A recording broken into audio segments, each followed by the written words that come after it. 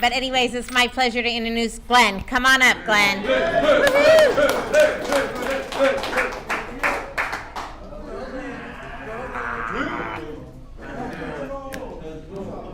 All right, thank you. Good night.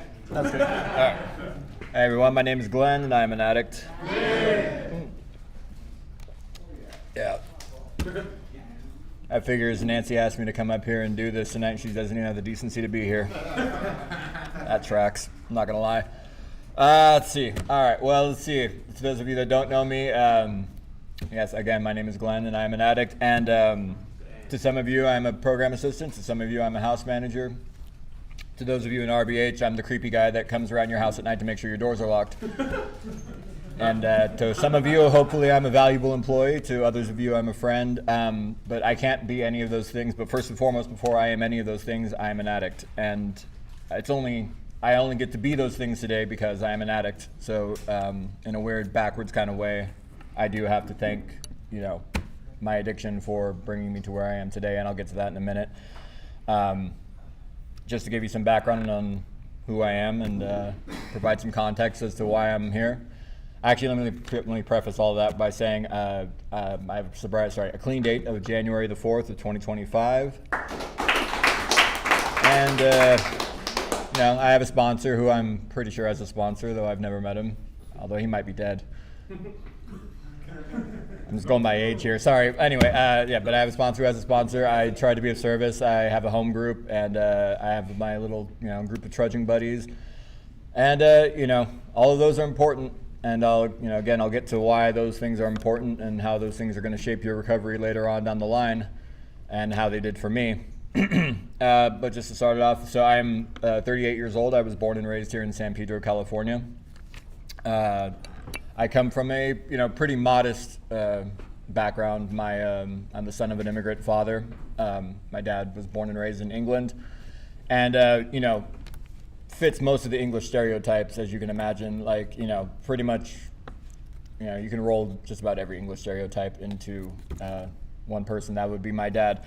And I say that because he was an alcoholic, is an alcoholic, and so addiction runs in my blood.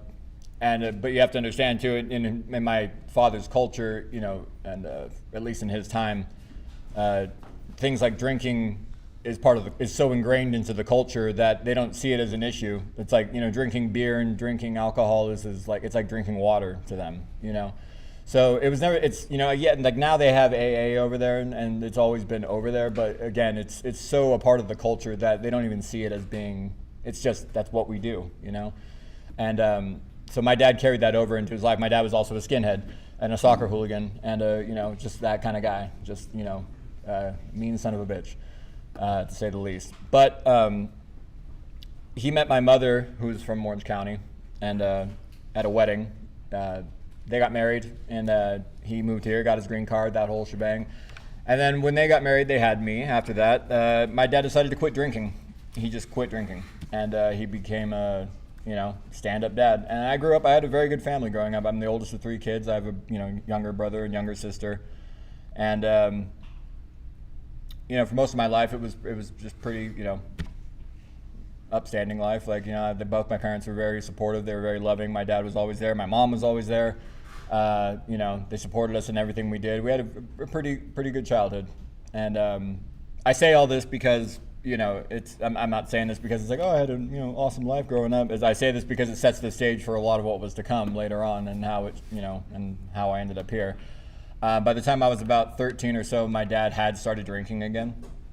Although we didn't really know this at the time, he did his best to try to hide it from us. And then one day out of the blue, my mom just decided to tell us, hey, guess what? We're getting a divorce. And I'm like, oh.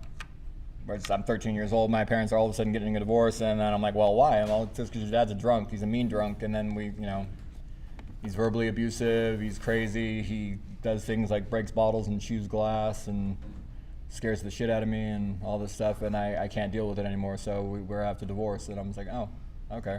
I'm 13, so I'm just thinking like, well, why are you doing this? Blah blah blah blah blah.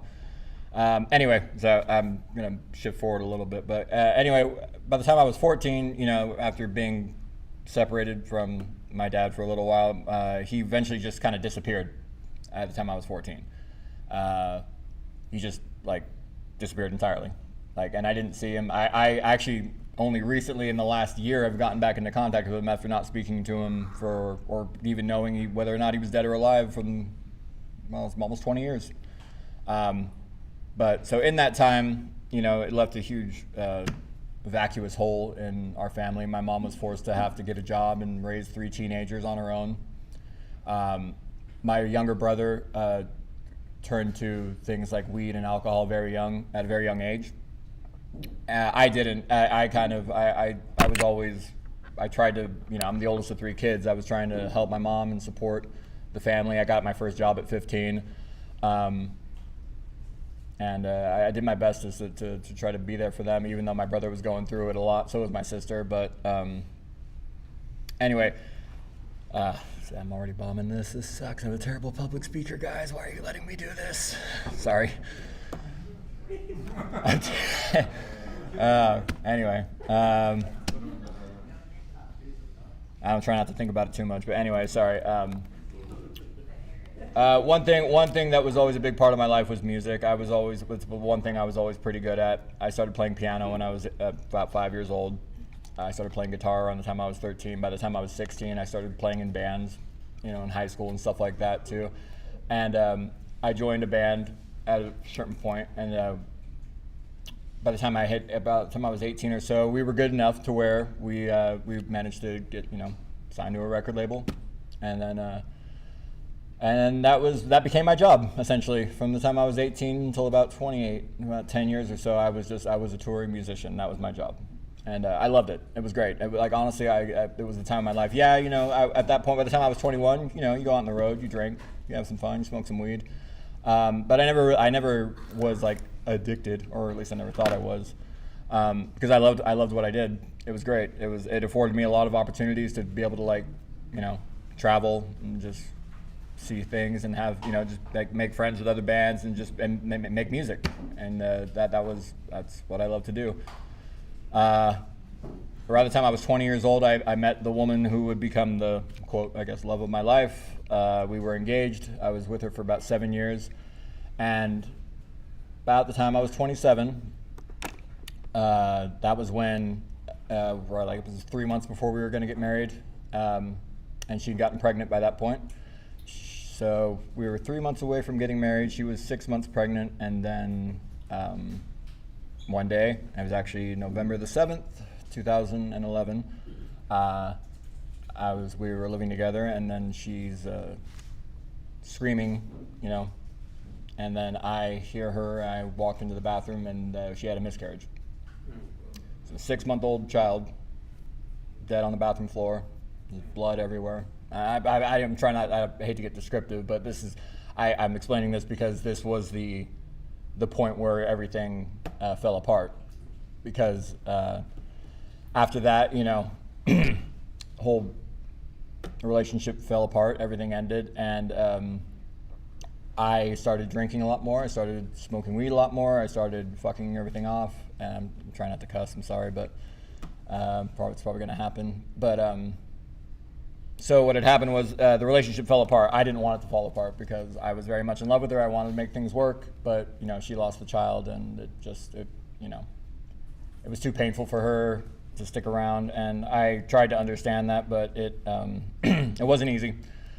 And things like alcohol and weed weren't cutting it anymore for me. Like I wasn't able to numb the overwhelming pain that was just consuming my life. Like, you know, I couldn't even focus on my job or on my music anymore. Nothing was working. So then I met someone else who became like a rebound thing, and then it was through this other relationship that I discovered crystal meth. And that was where everything fell apart. Literally, once I started meth, like that became the point where that's where I was like, oh, I don't have to feel things anymore. I could just be the person I want to be. And the person I wanted to be, apparently, was a complete fucking dirtbag, you know, a complete scumbag. And I was just step by step, year by year, I just decided to just ruin every aspect of my life that was ever good for me. I completely alienated myself from my family, my friends. I quit my band just because, didn't want to do it anymore. And I said, screw you guys, I'm out. And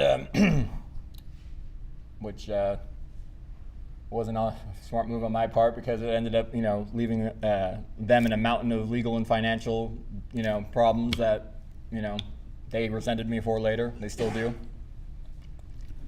And I don't blame them. But yeah, and then I shortly after that I lost everything again. I hit a certain point where I was homeless. Couch surfing, wandering the streets at night in Orange County, hanging out with a bunch of just dirt bags. I was hanging out in the trap house with just the worst of the worst people, and things were pretty dismal for a long time. Sorry, I feel like I'm already not doing this too well. I'm sorry, you guys. I can't really do this too well. Terrible public speaker. I know. Huh? Oh, I thought that was is that my 1 minute mark? Cool, awesome, thank you, cool. All right, thank you guys, that's it. Now, again, things were terrible. A lot of, those were the dark years for many, many years. That's just how my life was. I was doing the most and doing the least at the same time. And I just lived in a world of just constant victimization, constant just, blaming others for my problems. I blamed the world, I blamed God, I blamed, just about anything else but me, And it wasn't until about 2019 or so that God, or I guess nowadays I would say God, kind of stepped in and afforded me an opportunity to get a job at a recording studio that my friend had opened up. And I started working there. It was low level, just kind of like entry level stuff. But I was still getting high. And I was trying to have to hide the fact that I was getting high from these guys, which was not easy to do, But I would just try to be like, okay, I'm not going to get high while I'm at work, and then just do my job. And it worked for about 5 years or so. But I kept getting arrested. I would in between that, I would keep getting arrested, just spend a couple days in jail, and then I would have to explain to them why I wasn't around and be like, oh, just took a couple days off. Everything kind of came to a head, though, at the end of beginning of 2025, because I finally just I just sunk to a whole new low where I was just like, again, I was no longer happy with the person I was.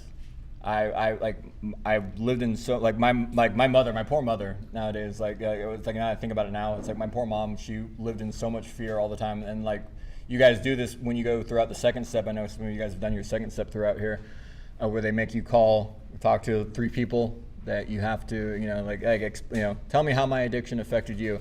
Let me tell you something right now. When I had to go to my mom with that was one of the hardest things I've ever had to hear. And the one thing she told me, and it still resonates in my mind today, was she told me the biggest fear was that I would outlive you. And that shit still hits, whenever I think about that, it's that was the biggest fear she had. Every day I lived in fear that I would outlive you. And I'm like, ouch. That's terrible. That's a terrible thing to do to your mother. It's a terrible thing to do to anyone you love. But I was, again, when you're in your addiction, you're too, I was way too short-sighted and selfish to ever even consider that.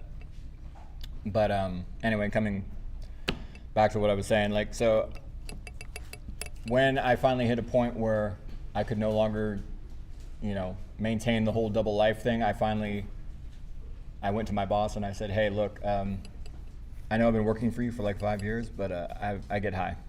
I do drugs. I'm a drug addict. And he's like, and I thought he was just going to fire me. I thought he was going to be like, well, can't have you around here. But he was actually very cool about it. He said, look, man, why don't you try just taking some time off, go to rehab or something and get yourself straight and then come back later on. And I was like, okay, cool. Now you would think that'd be the point where I'd be like, okay, well, maybe it's time to go to rehab and let's try to get things right so I can come back and do this. But nope, 2 days later, I got arrested in Fullerton with about an ounce of dope and pipe at a train station.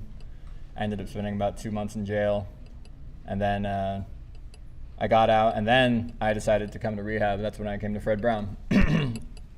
And once I got here, things changed dramatically. I'll tell you something right now, guys. These steps, I know they seem monotonous and trite and kind of boring to a degree, but they do help.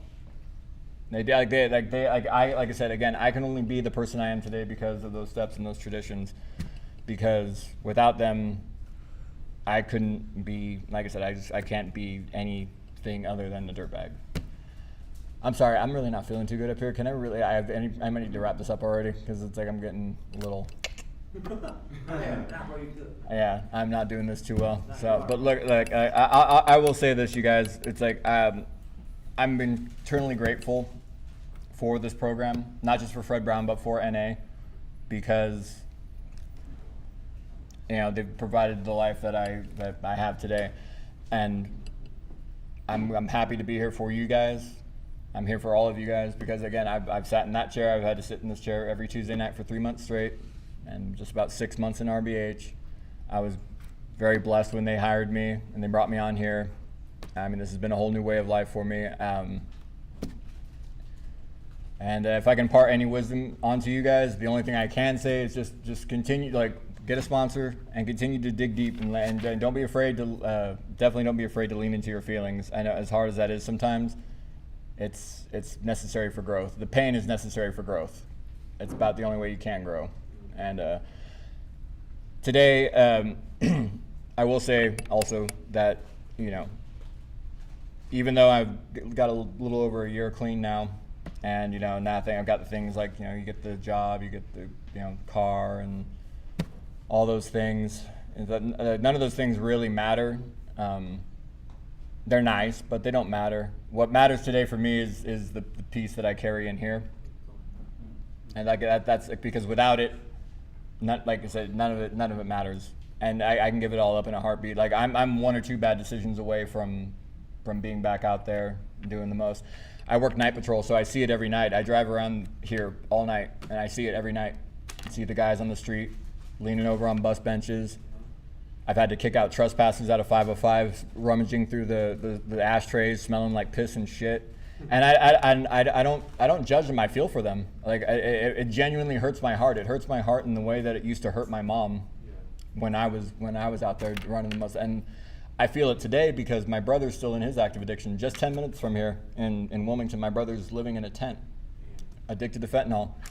About a month ago, he overdosed right in front of me, and I had to Narcan him and bring him back. He died in my arms for about 10 minutes, and that was probably one of the scariest moments of my life. He managed to come back. But the point I'm trying to make with all that is it's like, just because I got clean and doesn't mean that life is without hardship, life is without pain. And it's because there's still plenty of that. But if anything, I'm glad I get to feel those things today because I've gotten high for a lot less. I'll tell you that right now. There have been times where I've gone out and just decided to get high for way less than things like that. So it's good to know when these things happen, how you react to them. And it goes to show that the program does work. It goes to show that these steps do work if you apply them, if you take them seriously, because nowadays I get to be there, I get to be present. And that's the thing I'm most thankful for is the fact that I get to be present. I get to be present at things like my best friend's wedding. I get to be present at things like my grandma's 84th birthday. I get to be present even at funerals, as sad as those are, I get to be present. I get to be there. I get to be me. And I get to give my family, my grandmother, my mom, all the people that stuck around me, even when I gave them every reason not to stick around, all the people that are still there in my life, I'm able to provide, especially for people like my grandma, the last years of her life, I get to, give her the best version of me that I can. And that to me has been worth all of this. That alone has been worth all of this. Because it's not easy. I understand it's not easy sometimes, you guys. I really do understand that.